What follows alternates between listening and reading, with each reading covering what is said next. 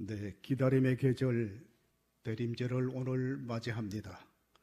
대림절이란 이 땅에 오셨던 주님을 기리고 앞으로 다시 오실 주님을 대망하는 절기입니다. 신구약 성경을 보게 되면 기다림의 소망의 기록이라고 볼 수 있습니다. 구약은 메시아를 기다리는 소망의 말씀이라면 신약은 소망을 다시 한번 가슴 속에 품고 그리스도의 오심을 증언하고 다시 오실 주님을 기다리는 소망의 말씀이라고 할 수 있습니다.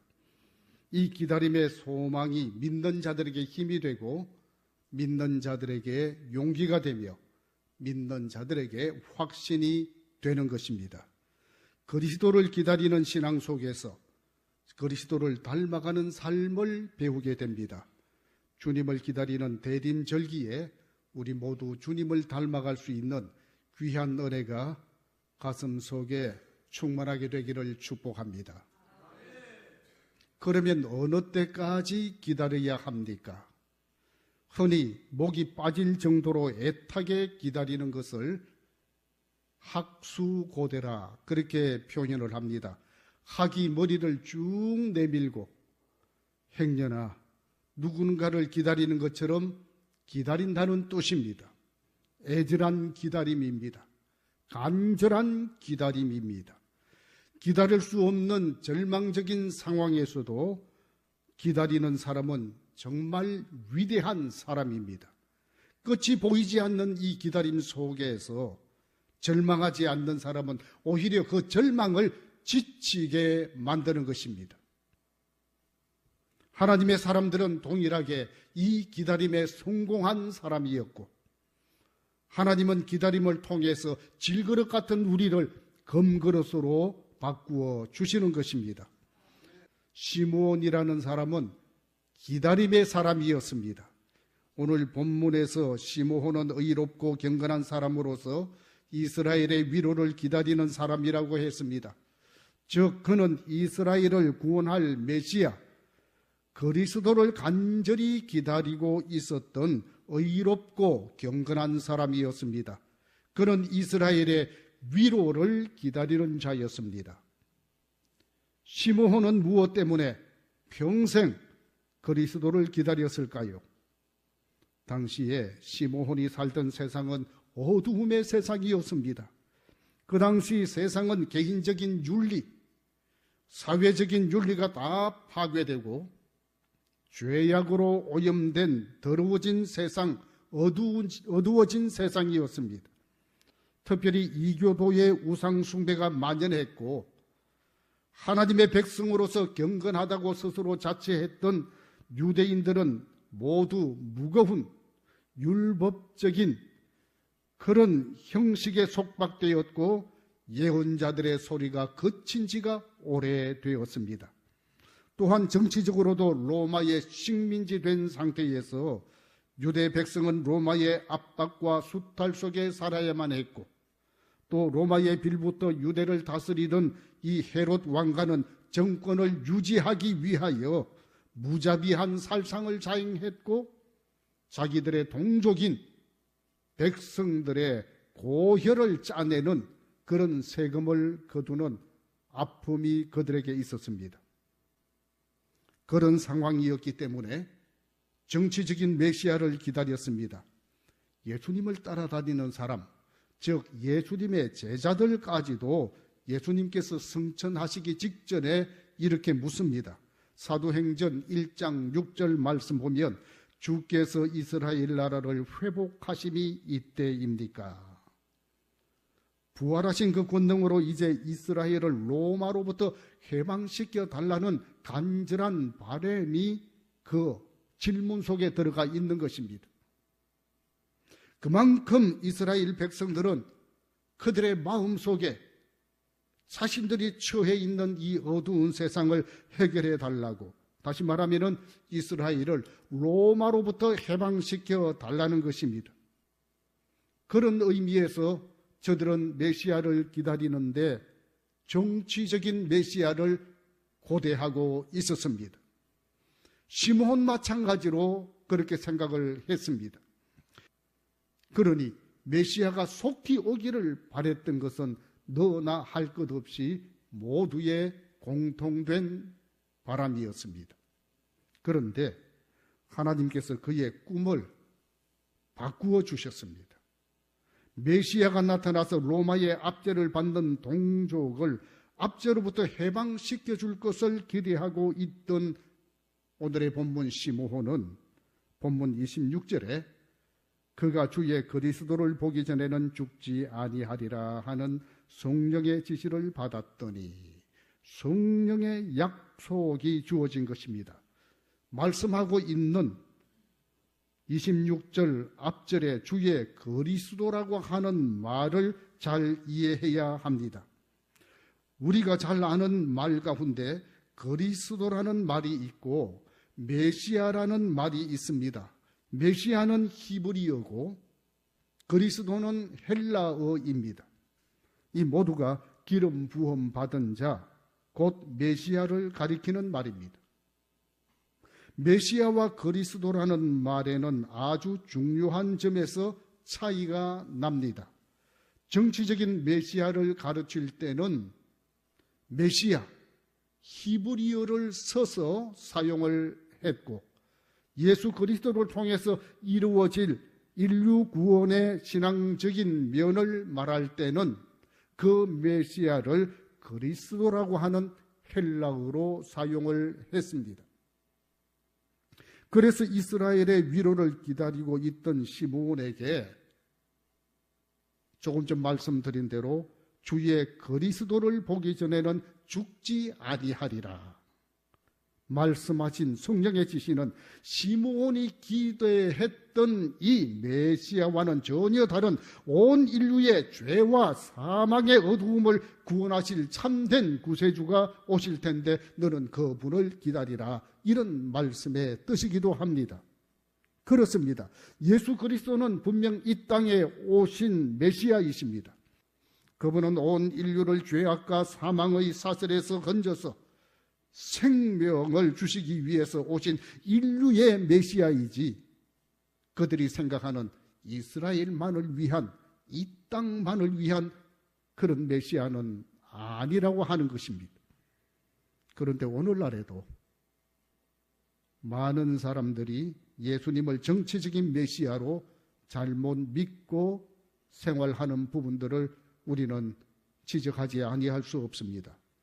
예수님을 믿는 것은 우리의 근본적인 죄를 용서받고 예수님 안에서 하나님의 자녀로 거듭난 것을 최고로 목표로 삼아야 하는데 우리는 거기에다가 자꾸만 정치적인 의미와 시대 조류에 변하는, 흔들리는, 그리고 자기의 욕심적인 이런 부분에 메시아를 결부를 시키게 되는 것입니다. 예수 잘 믿으면 사업이 잘 된다고 생각합니다. 예수 믿으면 병에 걸리지 않는다고 생각합니다. 예수 잘 믿게 되면 자녀들이 학업이 잘 되고 성공할 것으로 생각합니다. 예수 잘 믿게 되면 빛이 냈던 나의 인생이 갑자기 승진하거나 신분이 상승될 것으로 생각합니다. 물론 예수 믿고 난 후에 사업 잘 될 수도 있고 병도 고침받을 수도 있습니다. 우리의 간절한 기도가 응답이 되어서 하나님의 영광을 위하고 이 땅에 하나님 귀한 뜻을 위해서 기도 응답받을 때도 있습니다. 그러나 그게 우리의 신앙의 목적이 되어서는 안 됩니다. 예수 믿는 가장 근본적인 문제는 죄의 문제를 해결하는 것이고 근본적인 인생의 문제를 해결하는 것입니다. 이것보다 더 근본적이고 중요한 이유는 없습니다. 하나님의 자녀가 될 수 없는 이 죄인이 예수 그리스도를 믿어 보혈로 죄를 용서받고 하나님의 자녀가 되었다고 하는 사실은 엄청난 놀라운 사건입니다. 이야말로 우리가 기다리는 메시아로서 합당한 주님을 기다리는 것입니다. 그것보다 더 큰 기쁨은 없습니다. 예수 믿는 가장 큰 기쁨은 온 인류가 인생의 문제를 해결하는 여기에 있어야 될 줄로 믿습니다. 이런 면에서 이제 시므온은 기다림이 달라졌습니다. 그는 온 인류를 구원하신 인류의 구원자를 기다리게 되었습니다. 이제는 새로운 꿈을 꾸게 되었습니다. 그리고 그 꿈이 시므온의 삶의 목적이 되었습니다. 이제 연로한 시므온이 이 땅을 살아가야 할 유일한 이유가 바로 그것이었습니다. 세상을 죄악으로부터 구원할 메시아를 기다린다는 것입니다. 이런 꿈을 우리도 함께 꾸게 되기를 바랍니다. 이 대림절에 주님을 만날 수 있다는 꿈은 우리를 희망으로 인도해 주실 것입니다. 주님을 기다리는 마음에는 좌절을 이길 능력을 허락해 주시는 것입니다. 때로는 절망의 때일지라도, 때로는 너무나도 힘겨운 인생의 짐을 지고 산다고 할지라도 주님을 기다리는 꿈이 있으면 우리는 좌절하지 않습니다. 시므온은 기다림 속에 아기 예수님을 가슴에 품게 됩니다. 그리고 그 순간 먼저 이렇게 외칩니다. 29절 말씀에 보니 주제여 이제는 말씀하신 대로 종을 평안히 놓아주시는도다. 무슨 말입니까? 이제야 드디어 저에게 참된 해방을 주시는군요. 감격스러운 고백을 하게 되는 것입니다. 이 고백이 시대를 뛰어넘어 이 대림절 시간에 저와 여러분에게 고백이 되고 감격이 통할 수 있게 되기를 간절히 바랍니다. 지금 아기를 품은 것은 시므온입니다. 그러나 달리 보게 되면 시므온이 아기 예수님을 품었지만 실로 그는 예수님의 품에 안겨 있다고 하는 것입니다. 다시 말씀드리면 시므온이 세상의 구원자 되신 예수님의 품에 안겼다고 하는 사실입니다.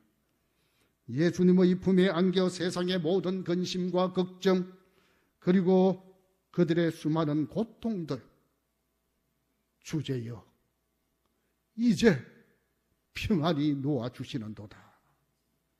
그렇습니다. 수고하고 무거운 짐진 자들아 다 내게로 오라. 내가 너희를 쉬게 하리라. 무슨 말입니까? 우리가 주님 앞에 오면 이 모든 인생의 짐들, 죄의 문제들, 근본적인 문제가 해결되는 것입니다. 시므온이 안고 있는 이 아기는 오늘 우리가 주님을 품 안에 안는다고 할 때 사실은 우리가 안는 것이 아니라 주님께서 우리를 넓은 품에 안아 주시게 되는 것입니다. 그렇습니다. 우리가 마음속에 예수님을 영접하면 예수님께서 우리 안에 거하십니다. 그러나 그것은 내가 예수님 안에 거하는 것과 같습니다. 예수님을 우리 삶 속에 모시면 우리가 예수님을 모시는 것이 아니라 예수님께서 우리와 함께 하셔서 주님의 계획을 우리 가운데 이루게 하시고 그 계획 속에 우리를 동참시켜 주시는 것입니다. 바로 그것이 축복입니다. 죽기 전에는 주의 그리스도를 볼 것이라는 약속의 말씀을 듣고 메시아를 기다리는 시므온은 기다림 끝에 축복이라고 하는 귀한 은혜로 메시아를 품에 안게 되었습니다. 그게 바로 기다림의 결과였습니다. 그러므로 기다림의 결과는 축복입니다. 오늘 우리도 주님을 대망하며 기다리는데 끊임없는 귀한 기다림 속에 지치지 말기를 바랍니다. 오히려 세상이 지치고 절망이 지칠 수 있도록 우리는 끊임없이 주님을 기다리고 기다리는 귀한 믿음이 되어야 될 줄로 믿습니다. 말씀드립니다. 이제 우리가 시므온이 되기를 원합니다. 이번 대림절 기간에 간절히 기다리는 신앙으로 우리가 주님을 품게 되기를 원합니다. 그것은 우리가 안게 되는 것이 아니라 주님께서 우리를 품에 안아 주시는 것입니다. 주님께서 우리를 품에 안아 주시는 이 귀한 대림절 기간 하나님의 은총이 저와 여러분 삶 속에 여러분의 가정에 충만하되기를 주의 이름으로 축복합니다. 기도하겠습니다.